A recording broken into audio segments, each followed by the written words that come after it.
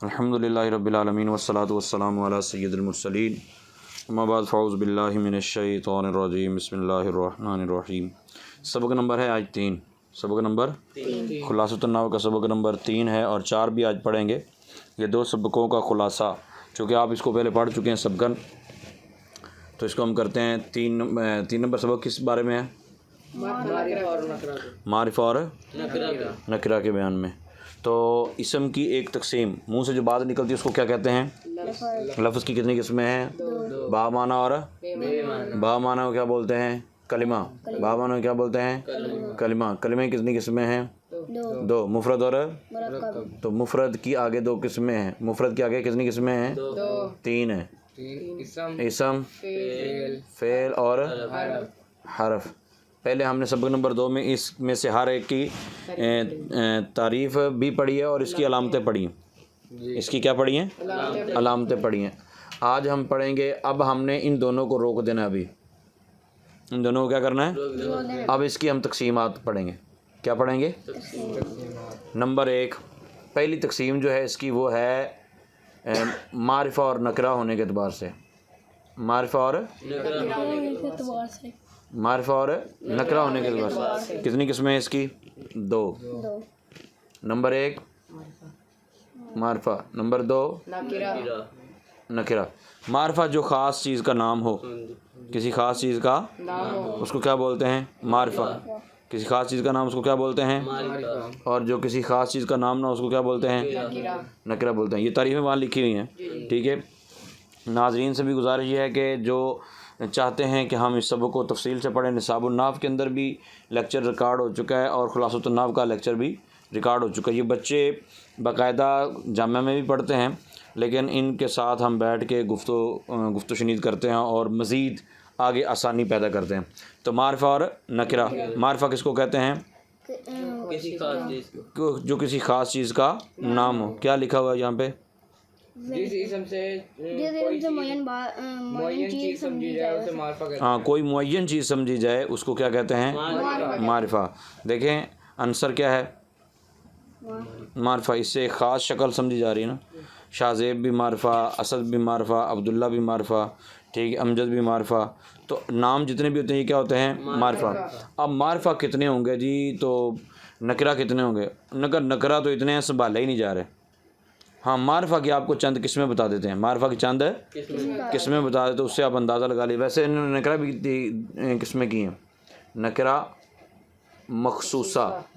کیا کی ہیں؟ نکرہ مخصوصہ اور غیر مخصوصہ۔ اب معرفہ کی قسمیں ہیں بلاوا آپ نے جو بیان کی گئی ہیں۔ 7۔ نمبر 1 ضمیر، اس میں نمبر 2 علم۔ اچھا، ضمیر کا مطلب ضمیر کیا ہوتی ہے بلا؟ ضمیر وہ ہوتی ہے جس میں ہم بولتے ہیں نا بعض اوقات کہ زید آیا، پھر وہ بیٹھا، پھر اس نے کھایا، میرے ابو آئے، میرے ابو۔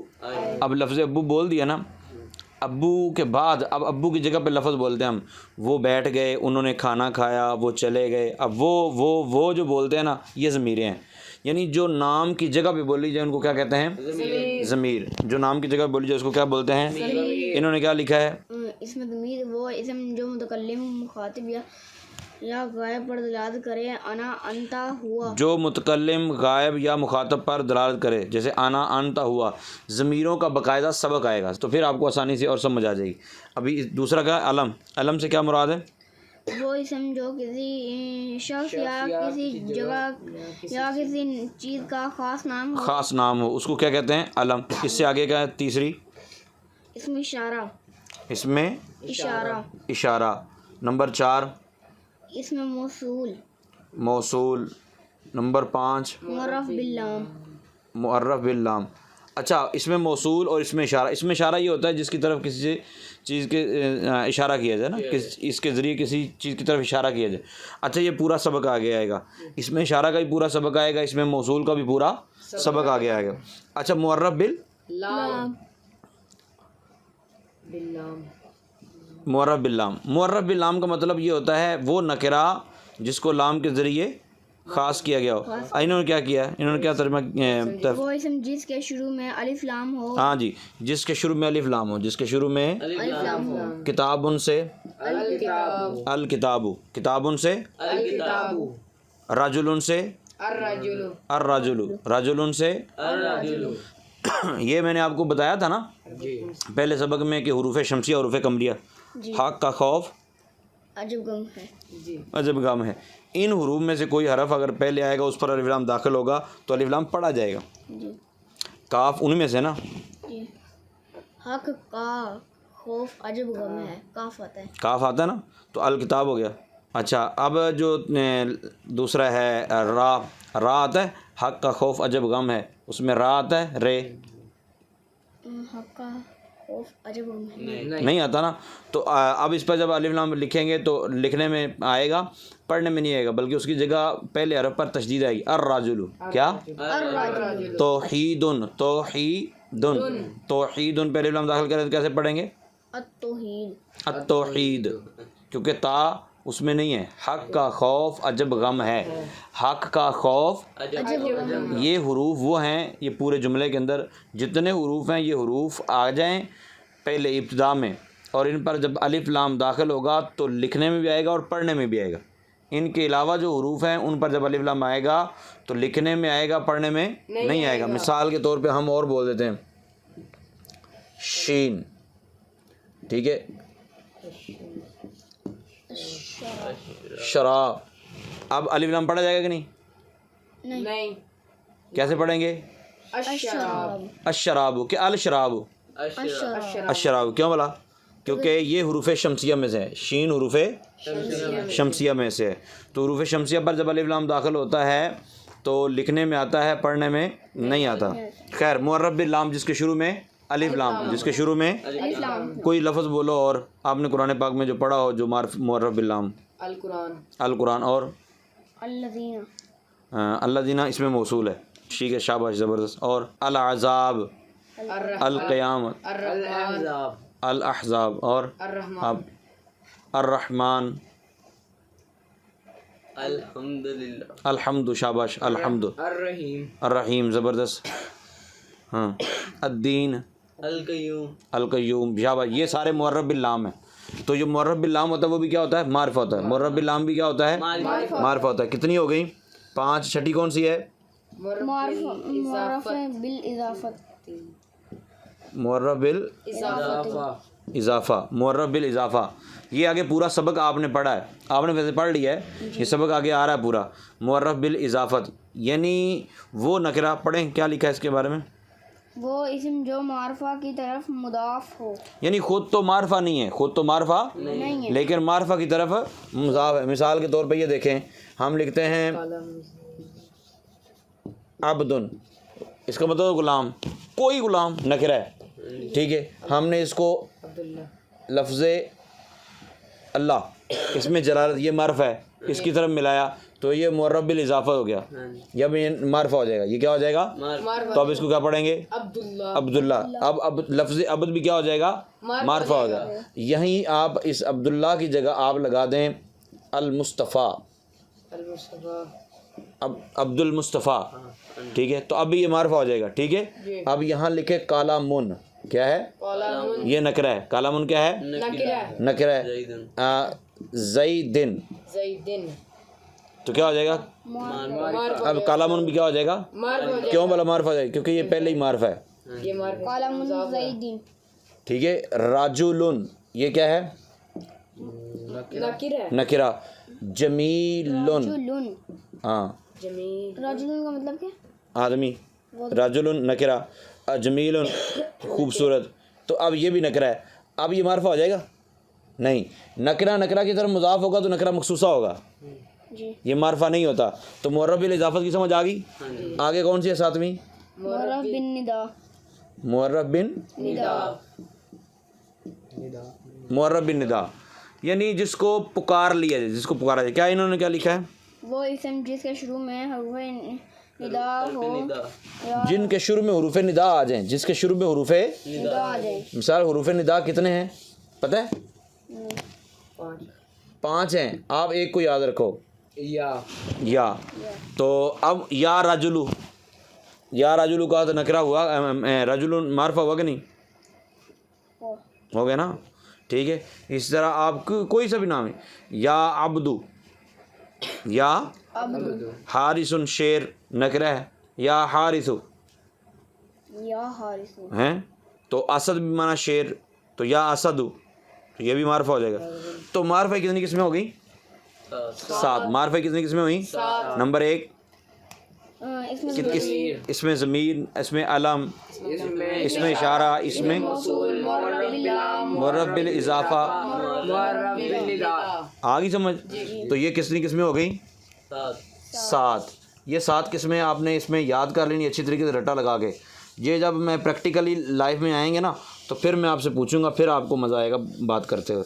اچھا اب مجھے یہ بتائیں, یہ تو ہو گئی معرفہ نکرہ ہونے کے اعتبار سے تقسیم. کس کے اعتبار سے؟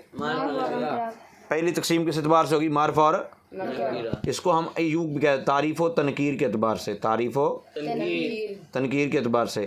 دوسری تقسیم کس اعتبار سے ہوگی بھلا؟ آگے والا پیج کھولو, سبق آگے والا کھولو. تذکیر و تانیث. دیکھو دنیا میں 2 ہی چیزیں ہوتی ہیں, یا مذکر ہوتا ہے یا مؤنث. مذکر ہوگا یا بکری ہوگی بکرا ہوگا, کٹی ہوگی کٹا ہوگا, ٹھیک ہے. تو تذکیر و تانیث کے اعتبار سے بھی 2 قسمیں ہیں. اسم کی, کس کی؟ اسم کی تعریف و تنکیر کے اعتبار سے کتنی قسمیں ہیں؟ 2. تعریف و تنکیر کے اعتبار سے کتنی قسمیں ہیں؟ کون کون سی؟ معرفہ اور نکرہ. کتنی قسمیں بنائی تھی ہم نے؟ 2. نکرہ مخصوصہ, نکرہ غیر مخصوصہ, ٹھیک ہے. اور معرفہ کتنی قسمیں ہم نے بیان کی تھی؟ 7. آگے سمجھ؟ یہ ایک الگ ہوگی. اب ہم کر رہے ہیں تذکیر و تانیث کے اعتبار سے. کس کے اعتبار سے؟ کتنی ہو گئی؟ مذکر و مؤنث. کہاں لکھا ہے؟ مذکر اور مؤنث. ادھر دیکھو, مذکر اور مؤنث. اچھا, مذکر کس کو کہتے ہیں؟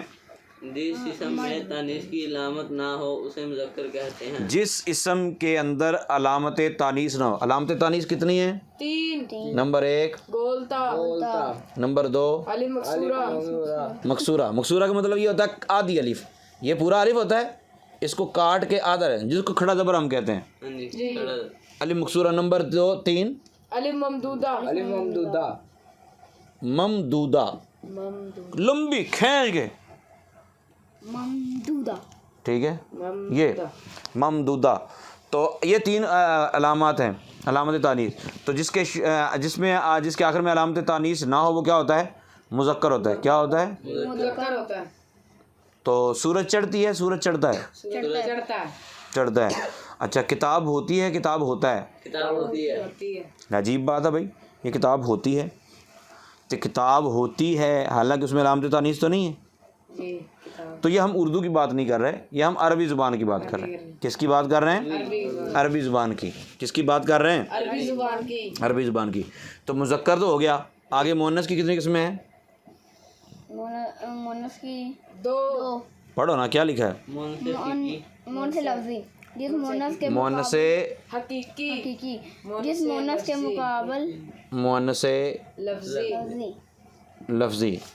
مؤنث حقیقی کس کو کہتے ہیں؟ جس مؤنث کے مقابل نر جاندار ہو اسے مؤنث حقیقی کہتے ہیں. اور جس کا شوہر موجود ہو, جی, جس کا خامند موجود ہو, جس کے مقابلے میں گدی ہے اس کا خامند موجود ہے گدھا, گھوڑی ہے اس کا خامند موجود ہے گھوڑا. تو جس کے مقابلے میں نر جاندار ہو, مذکر ہو, اس کا شوہر موجود ہو, اس کے بچوں کا ابو موجود ہو, اس کو کیا کہتے ہیں؟ مؤنث حقیقی. مؤنث حقیقی. اور مؤنث لفظی جس کا کوئی نرجاندار نہ ہو, جس کے مقابلے میں نرجاندار نہ ہو. نر جاندہ نہ ہو. انہوں نے جو مؤنث حقیقی کی تعریف کی اس کی مثال کیا دی ہے؟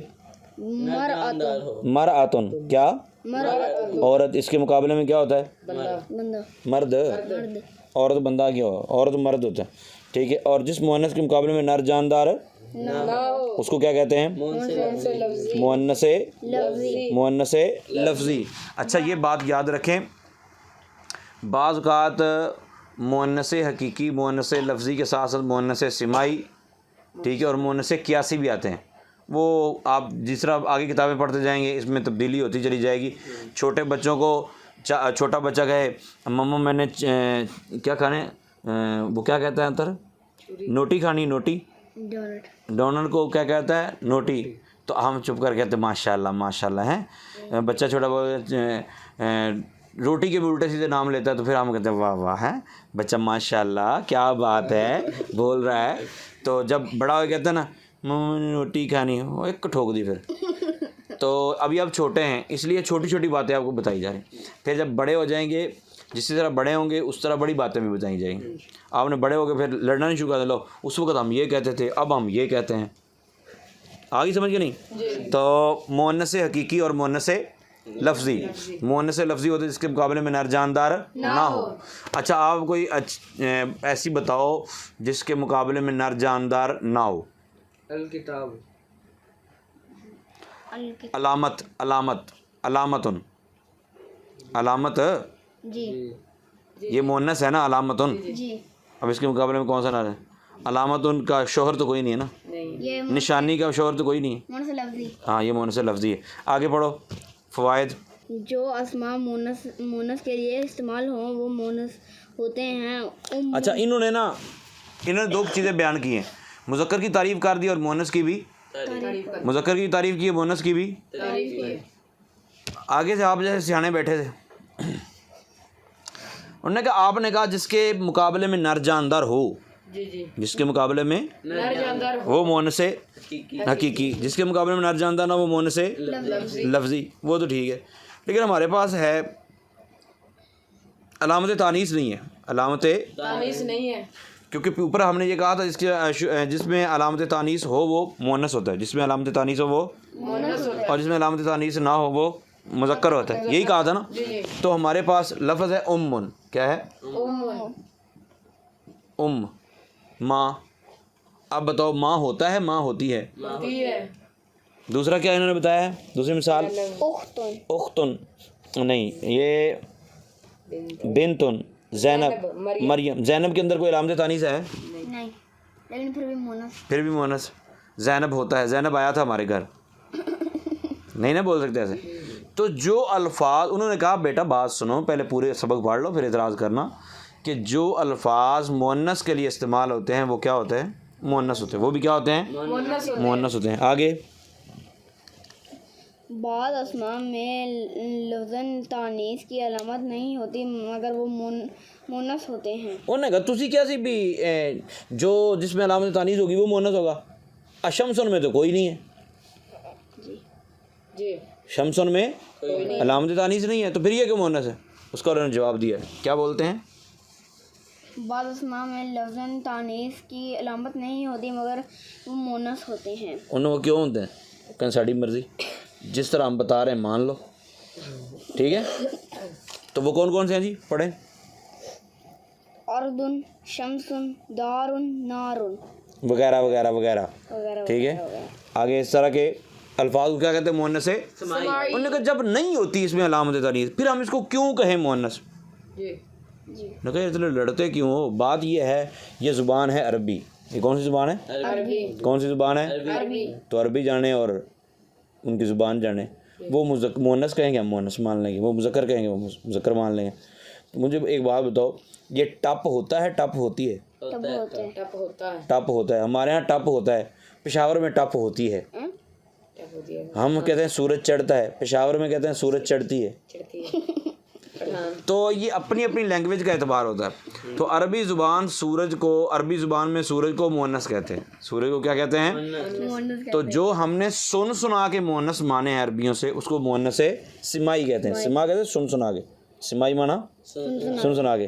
یہ جو نصاب النحو کا لیکچر ہے اگر وہ آپ سن لیں، یا نصاب النحو کے اندر جو سبق آپ پڑھ رہے ہیں اس میں مؤنث سمائی کے دیگر قسمیں بھی بڑی زبردست کر کے بیان کی گئی ہیں. ان کے لیکچر بھی ریکارڈ ہو چکے ہیں، وہ بھی آپ سن سکتے ہیں. آگے پڑھیں. بعض اسماء مذکر اور مؤنث دونوں طرح استعمال ہوتے ہیں. انہوں نے کہا یار ایک بات بتاؤ، یہ جو ایک لفظ ہے طریقن، کیا؟ طریقن، بتاؤ یہ مذکر ہے یہ مؤنث؟ طریقن. اب کسی نے کہا مذکر ہے، انہوں نے کہا نہیں یار فلانا تو انہیں مؤنث کہہ رہے تھے. انہوں نے کہا اچھا ٹھیک ہے مؤنث. انہوں نے کہا نہیں فلاں تو اسے مذکر کہہ رہا تھا. مذکر یہی ہے. انہوں نے کہا دونوں ہو سکتے ہیں بھائی. کچھ الفاظ ایسے ہوتے ہیں جو مذکر اور مؤنث ہے دونوں استعمال ہوتے ہیں. ٹھیک ہے آگے. جو اسم مذکر کا نام ہو یا صرف مذکر کے لیے بولا جاتا ہو وہ مذکر کہلائے گا نہیں کہلائے گا. اچھا انہوں نے کہا تم نے کہا تھا جس کے آخر میں علامت تانیث ہو وہ کیا ہوتا ہے؟ مؤنث ہوتا ہے. کیا ہوتا ہے؟ مؤنث ہوتا ہے. جس کے آخر میں علامت تانیث ہو وہ کیا ہوتا ہے؟ مؤنث ہوتا ہے. اب مجھے بتاؤ یہ علامتن، بتاؤ علامتن پہ مؤنث بولا ہے تو حضرت علامہ کہنے کا مطلب یہ ہے حضرت فلانی. مؤنث، یہ مؤنث نہیں ہے. اب مجھے ایک بات بتاؤ، یہ ہے طلحۃ، علامت تانیث آ گئی لیکن یہ مذکر والی ہے. ہاں. اسامۃ، لیکن یہ مذکر والی ہے. ہاں یہ مذکر والی ہے. یہ علامت تانیث نہیں ہے بلکہ تا تو ہے لیکن اس کو باوجود ہم اس کو کیا کہیں گے؟ کیونکہ یہ مذکر کے نام ہے. یہ کس کے نام ہے؟ مذکر کے نام ہے. یہ مذکر کے لیے خاص ہوتا ہے. یہاں بھی لکھا ہوا جی جی ایسے ہی. آگے پورا پورا آ گیا سبق. تو یہ 2 سبق تھے، ان کو دھیان سے آپ نے یاد کرنا ہے. آگے جیسے جیسے آگے جائیں گے نا تو کچھ اس بات کے بعد پھر ہم اس کو اجرا بھی کرنا شروع کریں گے. کیا کرنا شروع کریں گے؟ اجرا کا مطلب یہ ہے کہ ہم غور و فکر کرنا شروع کر دیں گے. پہلے ساری تقسیمیں کر لیتے ہیں نا تذکیر و تانیث کے اعتبار سے. آگے جو ہم نے پڑھنی ہے وہ وحدت و جمع کے اعتبار سے. کس کے اعتبار سے؟ وحدت کہتے ہیں ایک کو، وحدت کہتے ہیں ایک کو، وحدت. ٹھیک. ہاں تو پہلی تقسیم کس اعتبار سے تھی؟ تعریف و تنکیر کے اعتبار سے. کس اعتبار سے تھی؟ کتنی قسمیں تھیں؟ 2. تعریف و تنکیر کے اعتبار سے اسم کی کتنی قسمیں تھیں؟ کون کون سی؟ معرفہ اور نکرہ. نکرہ کی کتنی قسمیں تھیں؟ کون کون سی؟ نکرہ غیر مخصوصہ. اور معرفہ کی کتنی قسمیں تھیں؟ شاباش، وہ آپ کو یاد نہیں ہے. ٹھیک ہے نا. اچھا تذکیر و تانیث کے اعتبار سے کتنی قسمیں ہوئیں؟ پہلے مذکر، دوسری مؤنث. مؤنث کی کتنی قسمیں ہوئیں؟ 2. مؤنث کی کتنی ہوئیں؟ مؤنث حقیقی اور مؤنث ایک اور بھی ہے وہ مؤنث سمائی. مؤنث سمائی اس میں بھی ہم نے تفصیلاً بات کر دی کہ جو الفاظ مذکر کے لیے خاص ہوتے ہیں ان کو مذکر ہی کہتے ہیں اگرچہ علامت تانیث آ جائے. ٹھیک ہے. جو عورتوں کے لیے بولے جاتے ہیں ان میں علامت تانیث نہ بھی ہو پھر بھی ان کو کیا کہیں گے؟ مؤنث ہی کہیں گے. آگے سمجھ. کچھ الفاظ ایسے ہیں جو مذکر اور مؤنث دونوں کے لیے استعمال ہوتے ہیں. انڈرسٹینڈ. یہ واحد تثنیہ جمع کے اعتبار سے نا انگلش میں یار کیا کیسے بولتے ہیں؟ ایک کو سنگولر اور پلورل. مطلب انگلش میں 2 ہی چیزیں ہوتی ہیں. ایک ہوگا تو سنگولر، 2 یا 2 سے آگے چاہے کروڑ ہو تو کیا ہوگا؟ پلورل. لیکن انہوں نے کیا کیا؟ انہوں نے کہا ہمیں نہیں کر دے. ہم ایک کرتے ہیں، ایک کے اوپر کیا بولتے ہیں؟ واحد. دوسرے پہ کیا بولتے ہیں؟ تثنیہ. کیا بولتے ہیں؟ تثنیہ. پھر کیا بولتے ہیں؟ جمع بولتے ہیں. کیا بولتے ہیں؟ پلورل. اچھا یہ واحد سے کیا مراد ہوتی ہے؟ واحد سے کیا مراد ہوتی ہے؟ تثنیہ سے کیا مراد ہوتی ہے؟ جمع سے کیا مراد ہوتی ہے؟ یہ انشاءاللہ عز و جل اگلے ایپیسوڈ میں انشاءاللہ کریں گے. جزاکم اللہ.